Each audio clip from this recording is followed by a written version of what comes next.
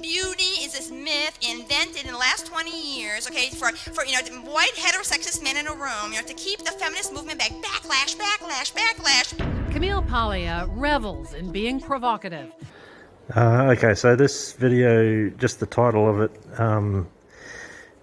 it's got the word controversial in it. Now, as far as the mainstream is concerned, anything that goes against the narrative or doesn't conform to the narrative is labelled controversial. Now that's, in this case, we're talking about feminism, so male perpetrator, female victim is the narrative, so anything that doesn't conform to that is obviously going to be controversial. The term controversial is a label that's applied to movies. For instance, No Country for Old Men, that was a controversial movie because Anton Chigurh didn't die at the end of it. So for the movies, the narrative is good versus evil. So good overcomes evil in the movies, and Anton Chigurh, being evil, wasn't killed at the end of the movie. Therefore, the movie is controversial. So let's have a listen to what Camille Paglia has got to say on the subject and why it is seen to be controversial. She calls herself an anti-feminist feminist, a transgender person, critical of some transgender fights. Paglia burst onto the scene in the early 90s. Her book, Sexual Personae, made her a media sensation, celebrated by her admirers, loathed by her detractors. Camille Paglia, the famous feminist writer, said that I set women back by objectifying myself sexually. For years, she kept pushing buttons on taboo issues of the day, like date rape and gender identity. What I'm saying as a teacher of 22 years, experience with dealing with freshmen, is that the date rape hysteria is equally outrageous. Sound familiar? I think that I can dress in a thong and some tights, or maybe not wear any underwear when I'm wearing a skirt, and that not be a consent for me to get raped. Obviously, sexual assault occurs on campus, and it's horrifying. But at what rate is the question. Paglia calls herself a prophet and makes her case republishing some of her most controversial essays, calling for an end to male bashing, an end to political correctness on campus, and for women to stop putting themselves in dangerous sexual situations. She details it all in her new book, Free Women, Free Men, Sex, Gender, Feminism. I met up with Camille Paglia earlier in Toronto. So nice to meet you. Wonderful to be here again. Camille Paglia. So feminist, which isn't a great start in life, I'd imagine. So the problem I have with Camille here is she's got sort of like a machine gun delivery speech-wise, and she's quite often saying okay, like she'll make a short statement and then say okay, and it becomes difficult to listen to for me, and I don't know if it's a speech impediment or not, but I do try. I try to listen to her because I think she's more intelligent than I am. So in my view is I like to listen to people who I believe are smarter than me, so that I can potentially learn something from them. And Camille, she's a fringe kind of feminist, as far as that goes, so we've just learnt that feminism is based on conjecture, personal anecdotes and junk science. So yeah, it's let's have a listen to what Camille's got to say. So, feminist flamethrower, you're still at it. You still having fun? Well, I think that my ideas are getting more currency among certain young people, okay, who value freedom of speech and freedom of action above all. So your book is called Free Women, Free Men, Sex, Gender, Feminism. What does that mean, free women, free men? What are you arguing for? What I'm saying is that each sex has the right to define itself, all right? And we're in a period now where men are the targets of far too much blaming. I want to get the male bashing out of feminism. Yeah, well, good luck with that, Camille. Because without male bashing, there isn't going to be any feminism. It's as simple as that. They've got nothing else to do, nothing else to say. It's a vacuous pursuit, and the only thing they can do is blame men for everything. So as soon as you start to get the male bashing out of feminism, there's nothing left, and so you'll be fought all the way. And I want women to acknowledge that men have a right to determine their own identities too. What's happened today is upper middle class career women want to redefine men, okay, into what operates smoothly in their own now quite affluent career system. So women are too fixated on careers? Oh my God. Camille has got sweet fuck all to say about anything that's worthwhile regarding feminism. And now we've got I mentioned the word vacuous a minute ago, but this interviewer she's either pretending to be as thick as shit, or she has actually got nothing going on upstairs. I mean, this is going to be tedious, absolutely tedious. We've got a feminist that's going to speak at 1,000,000 miles an hour, and we've got an interviewer who can't put a worthwhile question to her. Oh my God. I'm saying that life is dual, okay, and that in the Anglo-American world, okay, there has been a shift toward looking at your job as a definer of your identity. Once there was the world of women and the world of men. That is not our world right now. But I'm saying, women, stop blaming men for your feeling of unhappiness. Okay, what's happened is you've lost that old era, okay, where there was elder care and infant care and cooking and doing the laundry. Everything was together. Women were together for tens of thousands of years. Right? So you want women to go back? I want women to stop blaming men. Women have lost all this blah blah blah blah blah blah blah blah blah about their culture. So you want women to go back? What a fucking moron. Has she said she wants women to go back? Is there any possibility that women can go back? Are men going to even be interested in women going back? MGTOW, man, get your popcorn and just watch this thing go downhill from here, because this is absolutely fucking bullshit again. These feminists have got nothing to... why people take them seriously and how they can sell books, I've got no idea, because they've got absolutely fucking nothing to say. Absolutely not. I'm saying stop blaming men. I'm saying stop blaming men, okay, for your unhappiness. So I'm confused, because now you're saying that women have been too hard on men, but you also argue that women are too weak, that they need to be stronger and stand up for themselves, even in terms of their sexual relationships. Exactly. What you're saying, women have been too hard on men. It's not what Camille is saying. She's not saying that women are too hard on men at all. She's saying stop blaming men for your unhappiness. That's what she's saying. And this woman, you're saying women have been too hard on men. No. That's not what's been said, dopey fucking bitch. You know, and then you're saying women need to be stronger. Well, let's have a listen to what Camille's actually going to say.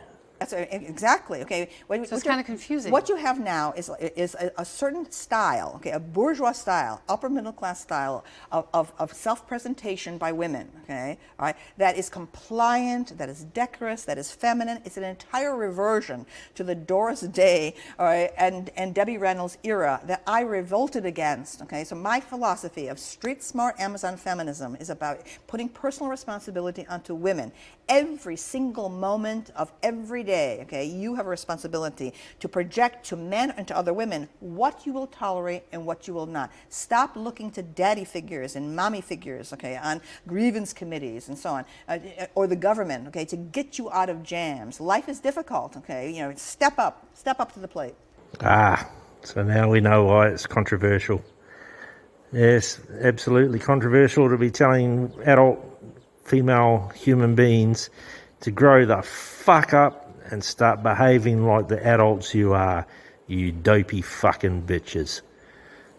Get up off your fucking asses and do something. You've fucking well won your gender war apparently. You know, you've got equality. Now exercise it. I think that's what Camille's saying.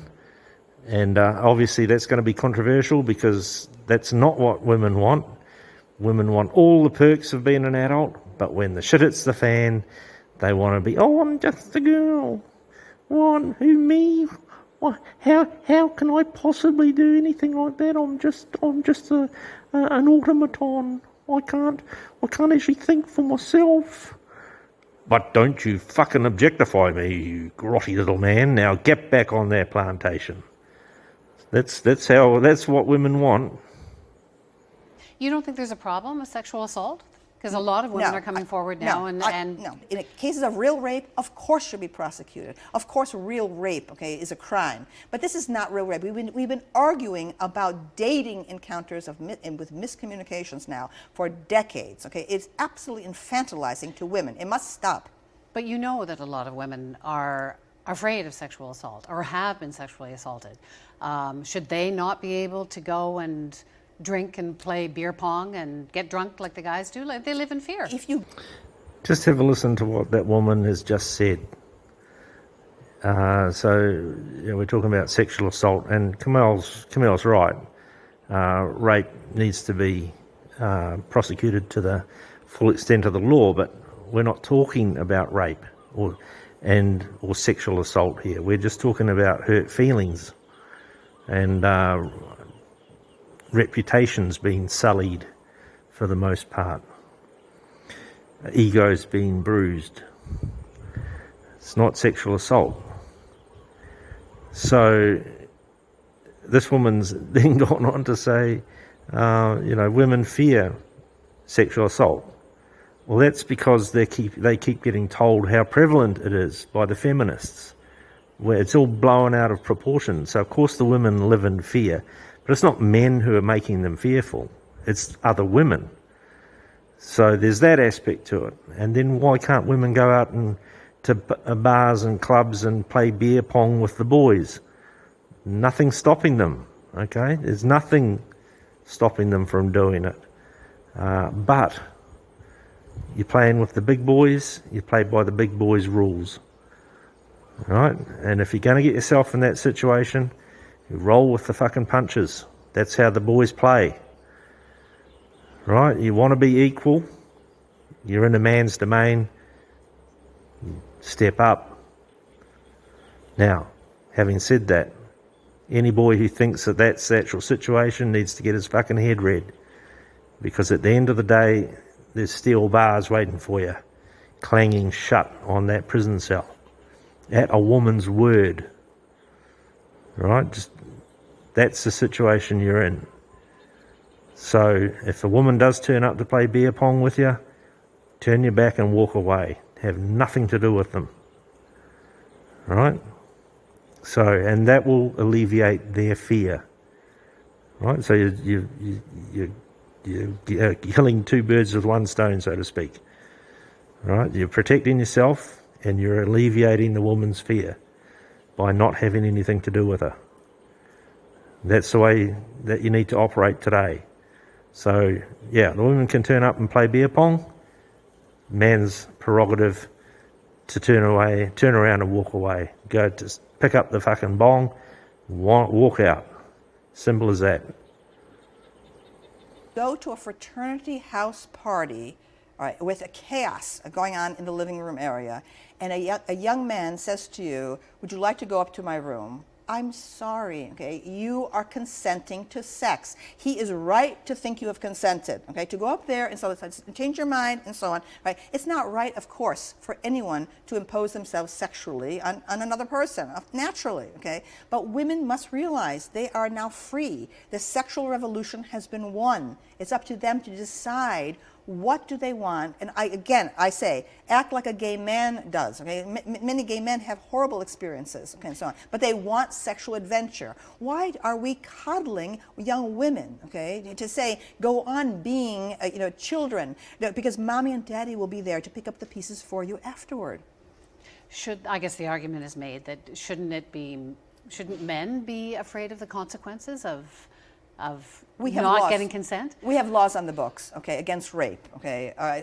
But the point is, right now, okay. But everybody in that world will tell you it's almost impossible for women to have the strength to come forward to make the case and so on. Oh Lord, okay. We're going to go on like this, making endless excuses for middle-class girls, okay, confused, unsure of what they want, okay. Perhaps the sexual revolution should be reversed, okay, because what we're showing is that perhaps coeducation is a bad idea, okay. Maybe today's young women, okay, are not prepared for coeducation. You think that's where this leading is? Yes, yes, it is. Okay, we reverted to the 1950s with this, for heaven's sakes. Okay, right. Again, my code of Amazonism says, okay, every woman is responsible for her own self, for her own sexuality. You are responsible. Stop thinking there's going to be parent figures to get you out of jams afterward. You decide what you want. Okay, something happens to you. Okay, you learn from it and you move on. So what she's saying there is correct. The Camille I'm talking about, the other one's just a fucking numpty.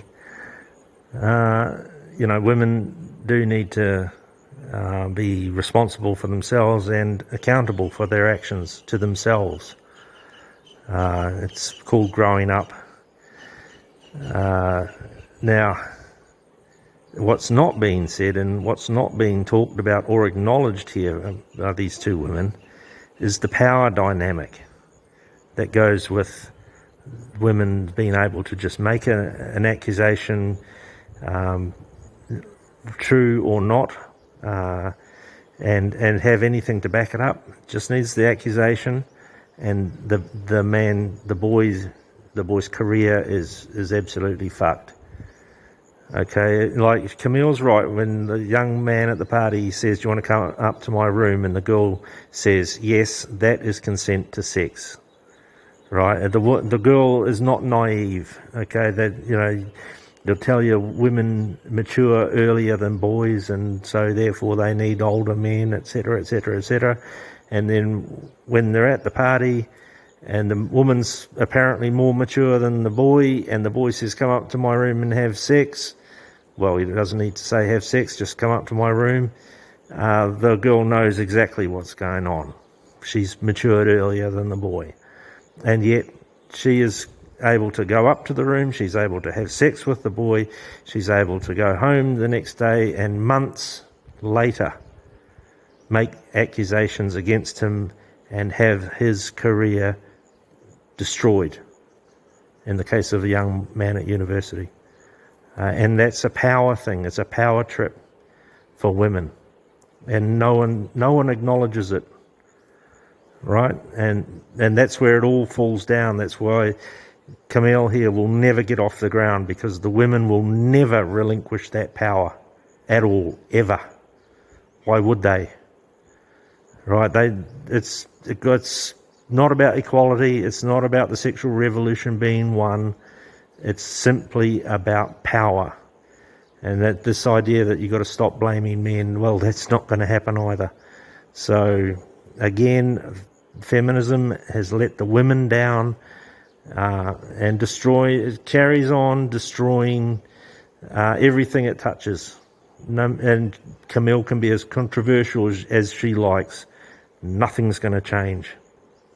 The other huge debate on campus these days, of course, is political correctness, and people who are seen as extreme right-wing are being banned from speaking, or there's protests. Where do you stand on that? I'm extreme free speech militant. Okay, so anybody can preach hate, and they should be welcomed onto campus. Well, so in the space of 10 seconds, we've gone from political correctness and conservative voices not being heard, to free speech, to preaching hatred or espousing hate speech, all in the space of 10 seconds, as if they're all related.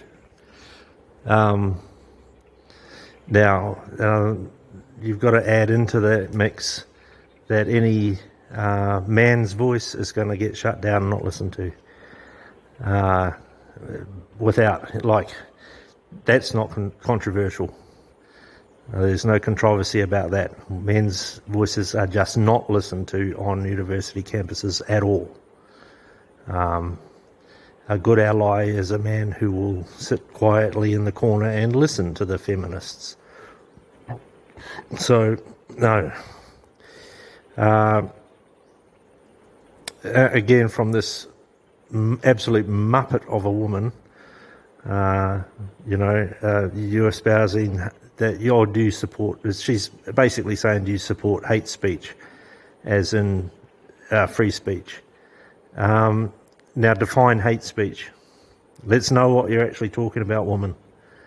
And of course, if you ask that question, she wouldn't be able to. Okay, it's basically a catch-all quote that virtue signals from the left, and it also shuts people down. Hate speech is violent speech in the view of the left and the mainstream media. Therefore, it can't be tolerated and it needs to be shut down. So there's no, it's just a term. It's thrown around a lot like racism today. Oh, you're a racist.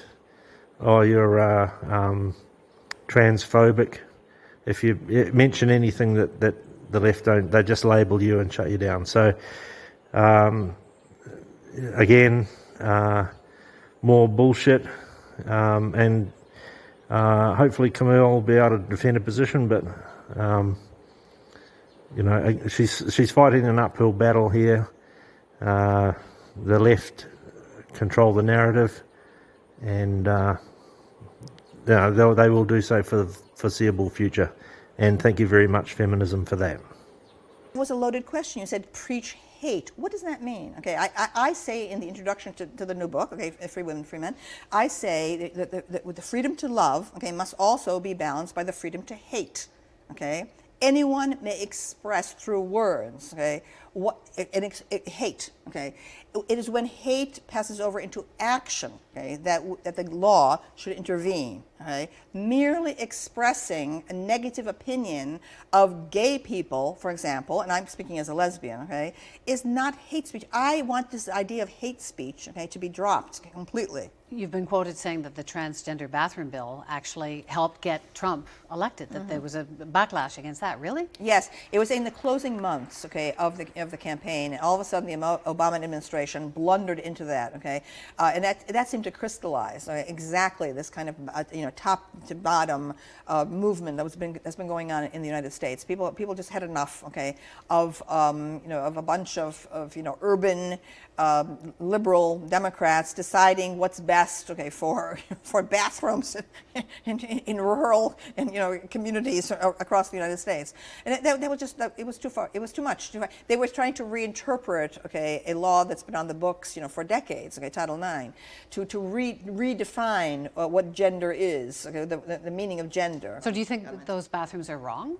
No, I think it's a great step forward to have gender-neutral bathrooms. I mean, after all, we have them on planes and so on. But at the same time, you have to realize there's another part of this, okay, which is that do people who declare themselves to be a different gender today have the right to enter a locker room, okay, with with 12-year-old, 14-year-old girls undressing. Okay, that was a completely separate issue. Okay, but it got rolled up into things. So people just revolted against the establishment. Okay, so I think it did play a role in Trump's election.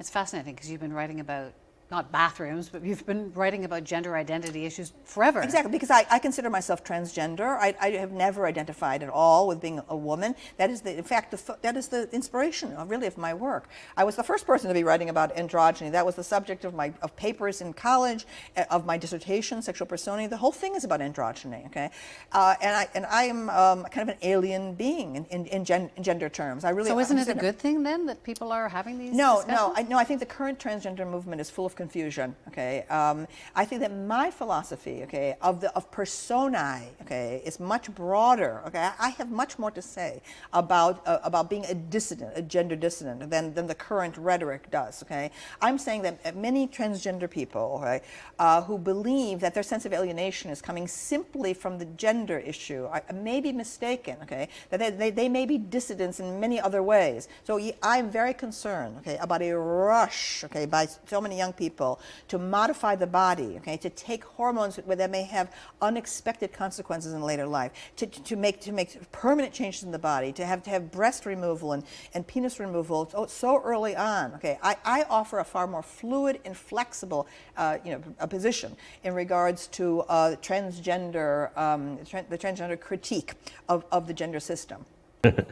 So you see what I mean by machine gun delivery and absolute fucking word salad. Define that for us, will you, Camille? A far more fluid position on transgender, blah, blah, blah, blah, blah, blah, blah. So again, nothing to say on anything from the feminists, nothing worthwhile, and her career is built on it.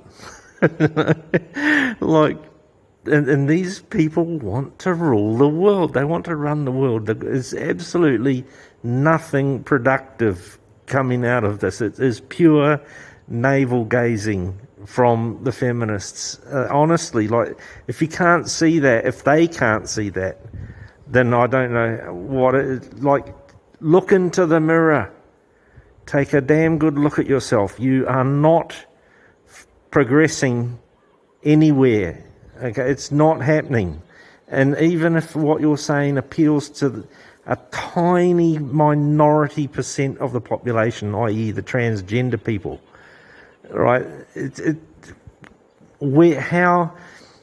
How is that going to stop China from invading Taiwan, for example? Okay, like, say that your equality bills resulted in 50% representation in government, and transgender representation in government, racial, percentages, whatever, in the committee rooms of the Senate, etc., etc., etc.